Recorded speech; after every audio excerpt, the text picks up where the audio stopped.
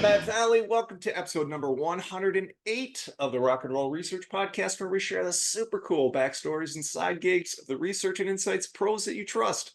Well, hey, today is a real treat for me because I've got my research and drumming buddy Kevin Lang joining me here on the podcast. So, some of you might already know Kevin from the market research industry, maybe from his 6 years at Civicom. Maybe you crossed paths when he was at Polefish, or maybe even most likely at his new gig, which is really kind of the voice of the market research industry, which is Greenbook, a really good company. So some of you may know the Greenbook directory that's been around for a good long time. Maybe their podcasts like Lenny and Karen on the Exchange on Fridays, or certainly the Grit Report, which has become kind of the de facto guide that everyone turns to for who's innovative in the research space. You might also know that they are the ones that put on the highly successful IIEX series of global conferences. The one in Asia Pacific just wrapped up, which was co-chaired by Dave McCowan, who was on this podcast recently, which is cool. That was in Bangkok. There are three coming up. Let me just mention them quickly. The first is North America in Austin, Texas in April. I will be there for sure. The next one, the next one is in Europe, IIEX Europe in Amsterdam. That is in June. And then the LATAM IIEX will be in beautiful Miami, Florida this year in September. So all super cool stuff. Check them out. But I have to say that I met Kevin through the MR Jam, which some of you are familiar with. Happens at Quirks from time to time, where a bunch of really talented market research musicians get together and play a whole bunch of songs. So in New York last summer, Kevin and I were holding down the drum stool, and we got to be great friends. So I'm super excited to have you on, Kevin. Welcome to the show. Thanks for having me. Super excited to be here. Big fan of the podcast. So, I apologize if I'm a little nervous, but happy to be here. That's all good. It won't last long. All right. All right, Kevin. So let's, if you've seen the podcast, we usually start with research. What's your research story? How'd you get into it? And tell us about what you're doing at Greenbook. Sure, absolutely. So, career salesperson. I started off my career selling, technology, right? Okay. I came across Civicom when I moved to New York. In 2016, and that's where I threw down roots in the research industry. I learned everything that I Good needed place to to do it. know. Yeah, and it was a great place to be. I met so many great people. Um, I learned the business, the technology, the who's who. And part of my job was to go to events. It was to go to the IIEXs, the Quirks, and there I met so many great people. Yeah. What I'm doing now, it's kind of like meant to be. I've always been a fan of Greenbook, so now I get to work. They pulled back the curtain and let me behind. So now I get to work with the awesome team that is Greenbook. So what I'm doing now, I'm working directly with Dana Stanley, and it's our job to Yeah. guide suppliers in the industry through the ecosystem that is Greenbook. I know you Mhm. mentioned the Grit Report, you mentioned the podcast, you mentioned the events around the world, but there's so much else that we can do and help suppliers to connect with our audience. So that's what I'm doing now, and I'm super psyched to be doing it. Yeah, cool. I do want to, since you mentioned Civicom, I want to send a shout out to Annie McDonald, who was also on the podcast and is just a crushingly, amazingly vocalist. Yes, yeah, She really brought the house down at the MR Jam. So yeah, yeah, super cool. And yeah. it's got to be great at Green Book because it's like so many movers and shakers in the industry. Lenny, and you mentioned Dana Stanley and Yep. Karen, and I mean, so many great people. And I know Susan Griffin is involved. So just a great, great organization. Yeah, great crew over here. And again, I'm going to echo your shout out to Annie. She's my mentor. She totally, took me under her wing and showed me everything there is to know about the industry. So huge shout out to Annie. Yeah. But yeah, working at Greenbook, I mean, everyone is just so accomplished and smart. So it's a little intimidating for me to come in. But I'm learning so much from everybody, and they tell me I have some strengths to give too. So hopefully I'm adding value there. Yeah. Yeah. I have no doubts. I have no doubts. Cool. All Sure. right, man. Let's talk drums because at the Sure. MR Jam, I only picked up 4 songs. You took the whole rest of the set, and talk about one of those people you can plug in just rock solid. You've got all these musicians that are rotating in and out, and you're just holding it down. So, how did you start playing drums in the first place? And tell us about some of your experiences along the way. Sure, sure, thanks. Yeah, drumming is just something I always remember doing. My parents told me I was hitting the pots and pans, and then I remember, little drum sets appearing and me destroying them. And by the time I got to elementary, middle school, I had an actual drum set. So really thankful for that. And then middle school, got into some bands, started just trying to make it happen. And then same all throughout high school, the same. Always in a band, always just making music. It was Yeah, always a hobby. I always loved doing it. Um, when I wasn't playing with a band, I was, downstairs just making noise. And whenever right. the whenever the lights flickered, that was time to stop. Maybe the neighbors called or something like that. Um, but it's always just been a passion of mine. Always loved doing it. So once high school was done, I got to college, and the same band from high school, we kind of continued on, and it Oh, actually cool. became like a job.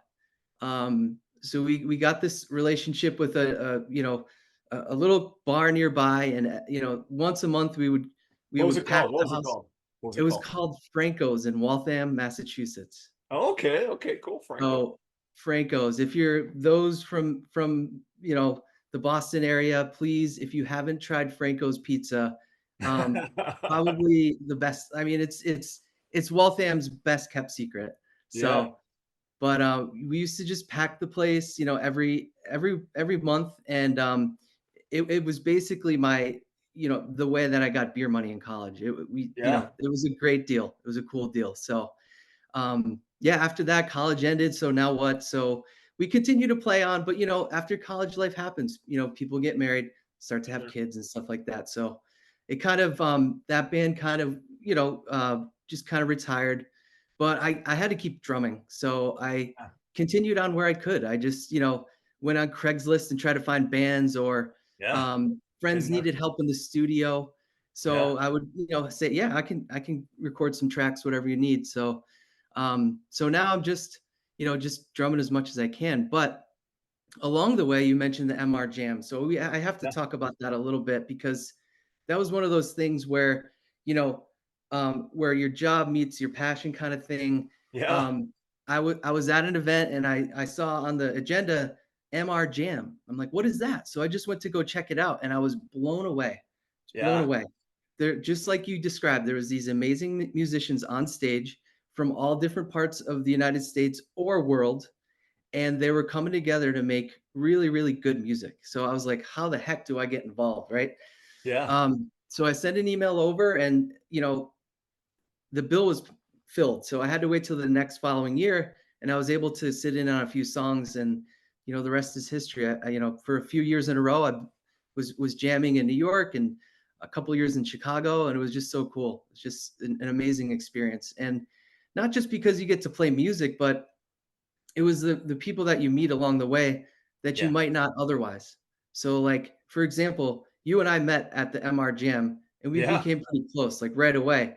yeah. And you make some amazing friendships, but also, it is an opportunity to network. There are some business relationships that can come out of it too. So, just a great experience.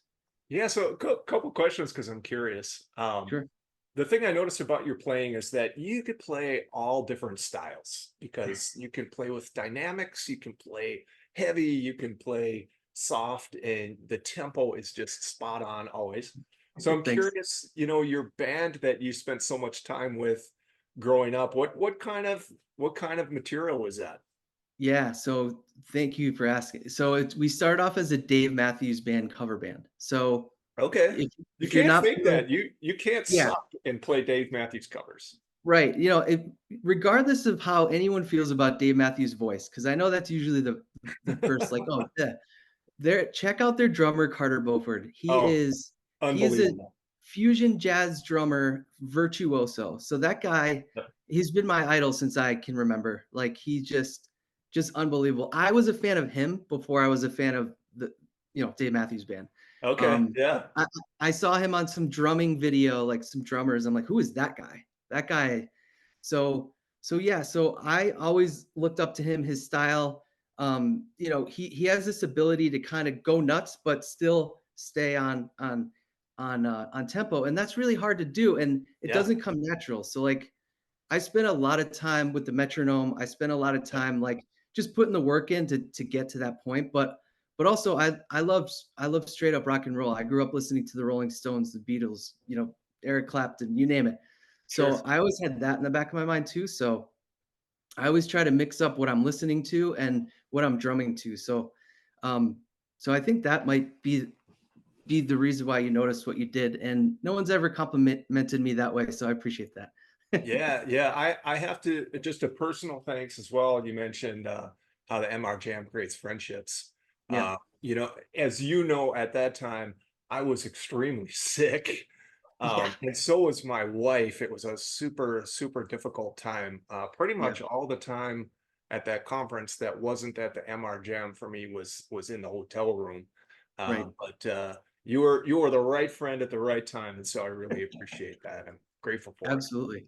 And So I think it's also worth mentioning that, you know, um, I'm a righty and you're a lefty. yeah, So when it came time to like, usually switching out drummers is just like sit down and play. So we had to take, the snare drum and the hi-hat and the cymbals and kind of switch them around last minute. But honestly, you weren't even phased. You just sat down cold. You didn't even warm up and you just jumped right into it and you just rocked the house for the rest of the night. And I was so impressed. So I I just want you to appreciate know that. that, man. Yeah. It was a ton of fun, that's for sure. It was an absolute Absolutely. blast. So Yep. so you talked about really putting in the work and like when you're sitting down with the net metronome, that's grinding it out kind of woodshed stuff. So I'm curious to know, is there anything you took from that experience growing up and learning to play drums that you've applied to your professional career? Yeah, yeah, definitely. I think, first and foremost, I took lessons when I was little and stuff like that, but I learned a lot of this stuff on my own. So that translates into the professional world. Like trust your gut, trust your instinct, be Yeah. confident because you'll figure out a way. The other thing is when something doesn't work out for you, you got to put in the work, figure it out, like practice, research, look it up, and do it. So that's one thing that I think translates into my professional world. The other one is when you're playing music, it's fun to do it by yourself, but you gotta. It only becomes beautiful when you're working with other people or other musicians. So Yes. I think since I started at a young age doing that, I think it translates into like teamwork and accepting other people's strengths and then working together with them to make something like amazing and beautiful. So Yeah. that's how I look at it like in the workplace. I'm always looking for other people's strengths and trying to meld mine with them to bring forth something better. Um Yeah. Yeah, so I couldn't agree more. I couldn't agree yeah. more. The wood shedding has to be done, but you're really creating when you're with somebody else. So that's Yep. yeah, here. Cool. Cool. All Yeah. right. So you're at Greenbook now. You've been there like 6, 7 months, something like that, right? Has it been that long already? No, just kidding. Time flies. It sure does. Yeah, For yeah, sure. So yeah, what does you're at this place now? You've got all these forward-thinking people that you're working with. yep. Curious to know what the future of research looks like from your seat. Yeah, and I have a pretty unique perspective because before I was with Greenbook, I was kind of like on the other side. I was a supplier in the industry. And Mhm. I knew what I was looking at through my lens, but now that I'm kind of on the other side and I'm exposed to a lot of different other suppliers in the industry and thought leaders and technologies that are coming around, I feel like access to Lenny and Karen and the whole crew here at Greenbook. Um, I think one thing that I always try to go back to when things get complicated or things get like AI. AI is something that's just if I hear it again, but I always like to think about it like this. We need to remember that research, especially, it all comes down to people. It all comes down to humans. I think if we continue to learn about technology and embrace it, um, we will kind of feel better and at ease in some ways because right now, especially with AI, a lot of people in research are like, "Is this going to take my job?" Yep. Um, I think that in some ways, I think we need to remember that as great as technology can be, at the end of the day, you're still going to need great people, great service, and someone there to tell you how to use it, right? Yes. So I guess the short answer is I think AI is definitely going to affect our industry in a major way. But at Sure. the same time, I don't think it's going to take jobs. I think it's going to just kind of change the way that we're going to be doing our jobs across the board. Yeah. So Yeah.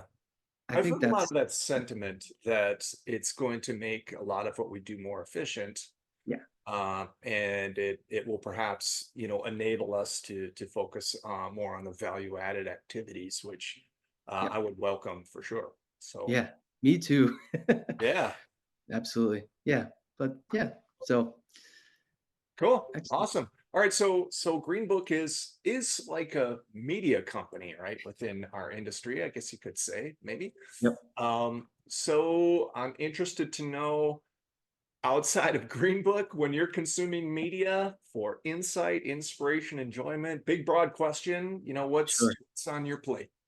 Oh, sure. And outside Greenbook, that's gonna throw me. But You despite could being say within Green Book as well, of course. okay, okay, good. Because even before I was hired at Greenbook, I love the exchange. Like Yeah, if you haven't me witnessed too. the exchange yet, it's every Friday at 12 p.m. Eastern. It's Lenny Murphy, it's Karen Lynch, and they are just, from their perspective, they are making a summary of what's happening that week in the industry. So it's incredibly dynamic, it's incredibly informative every single week, and that the half an hour goes by like this. So that's something that I've been kind of paying attention to a lot and using as, a source of knowledge and a source of information in the industry. So have to give a huge shout out to the exchange. Yeah, I would too. I'm really hooked on it actually, and Yeah.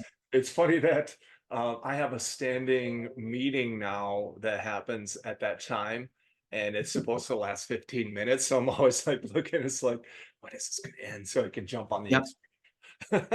Yeah, I hear you because sometimes I have meetings too, or like, meeting with a client and I'm like, darn it. Um, but thank goodness they record every episode and we can go back and watch it. But you know, the part that you miss if you're rewatching is that, the interactive part. You can always Yeah, like message them and they give you a shout out live, which is really cool. So yeah, yeah. I yeah, like that too. I like that too. yeah. Cool. Anything else media wise that comes to mind for you? Oh man, I can't really think of anything off the top of my head. It's all good. It's all good. Yep, yep. Um, there's just so much. It's like just sit down and think about, what media am I consuming? I I don't know. I don't know. So okay, so then let's really get into it then, Kevin. Sure. Yep. Um, I think you've seen the podcast, so you know what's coming. This is the question that I wait for. It's the most important one. And you've given some clues, some of the stuff you grew up with, but I have no idea what you're Yep. going to answer. So enough. I'm going to shut up now. So the question is, you're stranded on a desert island, right? You've got 3 records at your disposal to keep you company for the rest of your days. What are those records? And this like thank you for giving me time to prepare, but also why did you give me time to prepare? Because because I have like an answer of like 1,000, but it boils down to these. Okay, so I'm gonna go with number one, Green Day Dookie. Oh, Okay, wow. Yeah, yeah. now Green Day Dookie, if you didn't know, is already 30 years old. So wow. But the nostalgia factor for me, um, I remember I think I got a good grade or something, or it was my birthday, and my parents let me go to the record store and pick out any album I wanted. So that was the one I grabbed. Nice. And that's the first record at that young age that just went boom. It just Yeah. blew my mind. My mother took a Sharpie and crossed out all the swear words in the booklet. Um, so that would represent like, my childhood and Yeah. it would give me a great deal of relief if I'm stuck on a desert island. Um, I love it. So Hey, that's hey, can I one. can I interject with a quick anecdote about that? Sure. Not Yeah. to throw out some OG status or anything, but Yeah. so when Duka came out, I was already a huge Green Day fan. Anything on Lookout Records, Yeah. I was a huge fan of. And so the album had just come out, but it didn't blow up yet. And they Mm. played in Minneapolis, which is where I was living at the time, at First Avenue, $5 tickets. Wow. And they still had the bookmobile. I think, was it Billy Joe? His dad gave him a bookmobile to go on tour. They still had that. It was parked out front and it was just absolutely packed to the gills. It's crazy awesome. And they're still an amazing live band. They really bring Oh it. yeah. So yeah, yeah, Totally. love the Totally. choice. Love the Yeah. choice. Thank you. Thank you. Love Green Day. I mean, I'm not huge on their later stuff. I just kind of lost track, I guess. I haven't been paying as close of attention, but still huge fans. Um, so the second album is going to be, of course, Dave Matthews Band Every Day.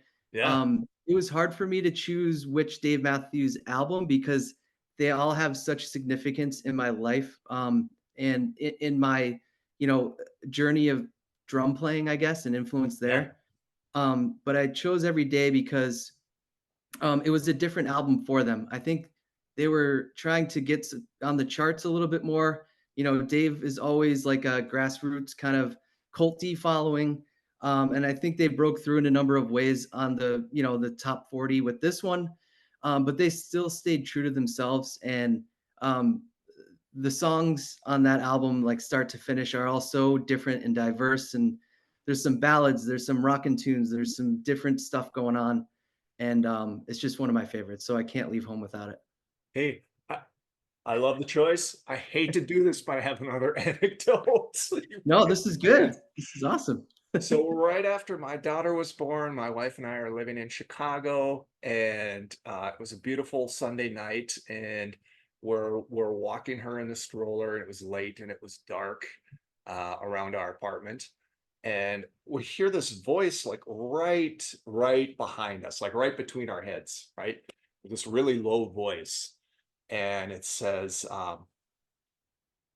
look at her, so beautiful. Someday she's going to be running around and chasing storms. And we turned Mm. around and it was freaking Dave Matthews. What? Wow. And we were just like absolutely stunned. Absolutely stunned. It was just super cool. Super cool. So Wow. That's he's all amazing. good in my book. Yeah. Great Yeah, memory. and he just threw a you know, a poem at you guys that you can have forever too. That's so Yeah, cool. that's right. That's right. That's amazing. Okay, and so it was really hard for me to choose this one, but I knew the artist. I knew I wanted it to be Rolling Stones because Yeah. the Rolling Stones is part of my DNA. Like I know all the Rolling Stones songs by heart, not by choice. It was just always on when I was a kid, and it's always on when I go visit my parents. Um, so it was really tough to choose one album, but I boiled it down to Some Girls. And if you're not familiar with that particular album, because they have a million, Uh-huh. um, this is the song "Miss You," "Beast of Burden," and "Shattered." Yeah. Those songs specifically, but the whole album as a whole, that would say, "All right, mom and dad, I know I'm deserted right now, but you are with me via this album." So Yeah. that's my third and final. But it was really hard to choose those three. That's so funny. Well, in keeping with the theme, one anecdote for that answer. First of all, there's a number of people who said have mentioned Rolling Stones albums. It's one of the most popular mentions on the podcast. But at a conference last week, there was somebody from the UK. I wish I could remember his name, his company, but he posed the question to me. He said, "Beatles or Stones?" Mm, And I couldn't answer right away. So I went to Facebook and I was asking the question, Beatles or Stones? I need to give him an answer tomorrow. And long story short, I settled on Stones. nice. Kind of for the vibe, you know, the Yeah, yeah, attitude. So it's gonna be it was clearly an unpopular answer on my Facebook, sure. but Well, that's my answer. I'm sticking to it. how can you choose? I mean, the real answer is why not both, right? I mean, they're both like equally important and powerful and wonderful. So I couldn't choose. I would just say I don't know, both. I saw this guy the next day. I said, "Had my answer." stones. And he's just like, he wasn't happy with that at all. Well, there you Awesome. go. Cool, cool. So are you going to be at IIEX in Austin in April? I will. I will be there with bells Excellent. on. Yep. Excellent. So I will see you there. And of course, Europe's coming up in June and Yep. LATAM in September. So lots going on with Greenbook, IIEX, all that good stuff. So it's been an awesome chat, like always, Kevin. Let's definitely stay in touch. We'll talk Yep. soon. If I don't hear from you before April, I'll see you there. So rock and roll. Absolutely, Matt. Thank you so much for having me on the show. I really appreciate it. Have All a great right. day. Thanks. I love it.